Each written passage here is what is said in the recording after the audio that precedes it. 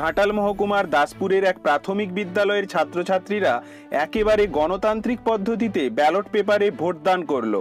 আজ সকাল 10:30 থেকে নারাজোল এক চক্রের পাঁচবেড়িয়া ইন্দুভূষণ মিশ্র স্মৃতি শিক্ষা মন্দির প্রাঙ্গণে দেখা যায় কচি কাঁচা খুদে ভোটারদের লাইন। ওই বিদ্যালয়ের প্রধান শিক্ষক দিলীপ মাইতি জানান, সালটা 2012।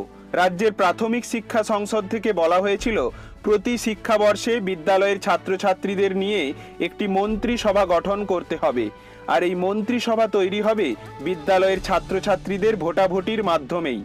এই মন্ত্রীরা বিদ্যালয়ের নানা কাজের দায়িত্ব প্রত্যক্ষ বা পরোক্ষভাবে পালন করবে।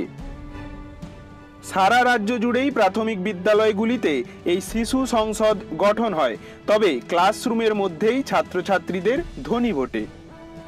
প্রধান শিক্ষক দিলীপ বাবু আরও বলেন, আমরা বিদ্যালয়ের ছাত্রছাত্রীদের মধ্যে নির্বাচনী প্রক্রিয়ার পদ্ধতিগুলি বুঝিয়ে দিতে এবার শিশু সংসদ গঠনে ব্যালট ছাপিয়ে ভোটাভুটির ব্যবস্থা করেছি।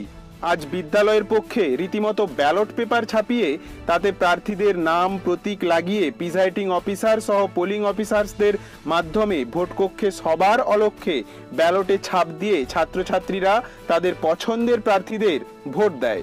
আর এই নির্বাচন প্রক্রিয়ায় প্রিজাইডিং অফিসার থেকে পোলিং সমস্ত অফিসারের ভূমিকায় ছিল বিদ্যালয়েরই ছাত্রছাত্রীরা। দুপুর 1:30 পর্যন্ত ভোটদান পর্ব চলে।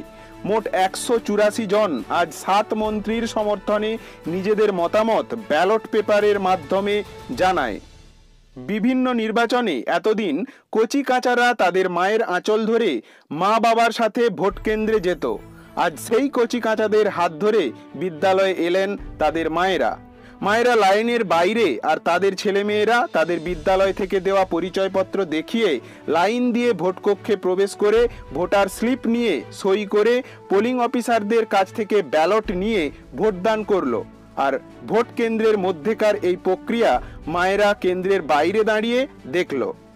আজকের এই শিশু সংসদ নির্বাচনে অবজারভার হিসেবে ছিলেন পাঁচবেড়িয়া গ্রাম পঞ্চায়েতের উপপ্রধান সুকুমার জানা, প্রাক্তন প্রধান সদানন্দ সামন্ত, এসআই অফিসের পক্ষে পার্থপ্রতিম বেরা প্রমুখ।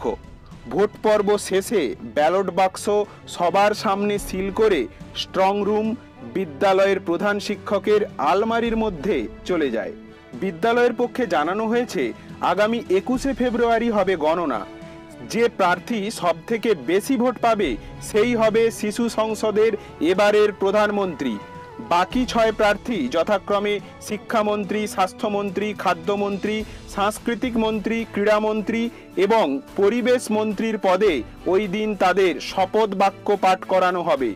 ঘাটাল মহকুমা তথা পশ্চিম মেদিনীপুর জেলায় এই প্রথম কোনো প্রাথমিক বিদ্যালয়ে প্রায় সব নির্বাচনী বিধি মেনে শিশু সংসদের নির্বাচন হলো। বিদ্যালয়ের এই উদ্যোগকে স্বাগত জানিয়েছেন এলাকাবাসী। পাঁচবেড়িয়া গ্রাম পঞ্চায়েতের উপপ্রধানও বিদ্যালয়ের শিক্ষক শিক্ষিকাদের এই উদ্যোগে আপ্লুত।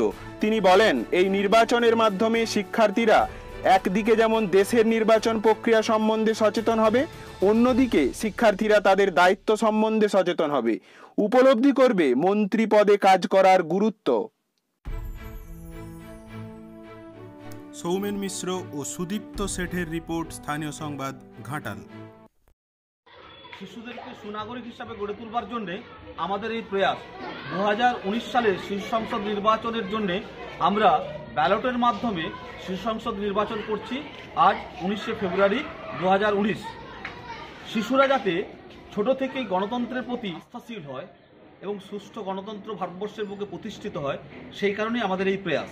এছাড়াও শিশুরা যাতে স্কুলের পরিবেশ পরিচ্ছন্ন রাখতে পারে এবং শিক্ষা ব্যবস্থাকে সুচারুরূপে সুসম্পন্ন করতে পারে, সেই কারণেই এই মন্ত্রী সভা গঠন এবং তাদের পরিষদ গঠন করা হচ্ছে এই ব্যালটের মাধ্যমে। আমাদের 7 জন মন্ত্রী এই ব্যালটের মাধ্যমে গঠিত হবে। প্রধানমন্ত্রী, শিক্ষামন্ত্রী, স্বাস্থ্যমন্ত্রী, খাদ্যমন্ত্রী, পরিবেশ মন্ত্রী, সাংস্কৃতিক মন্ত্রী। আমরা এই 7 জন মন্ত্রী 7টি বিষয় দেখভাল করবে সারা বছর ধরে। আগামী বছর আমরা আবার ব্যালটের মাধ্যমেই এই শিশু সংসদ নির্বাচন করব। ততদিন পর্যন্ত এরাই শিশু সংসদের যাবতীয় কাজকর্ম সুচারুরূপে সুসম্পন্ন করবার দায়িত্ব পাবে। ঘাটাল মহকুমার সমস্ত খবর সঙ্গে সঙ্গে পেতে আমাদের এই চ্যানেলটিকে সাবস্ক্রাইব করুন।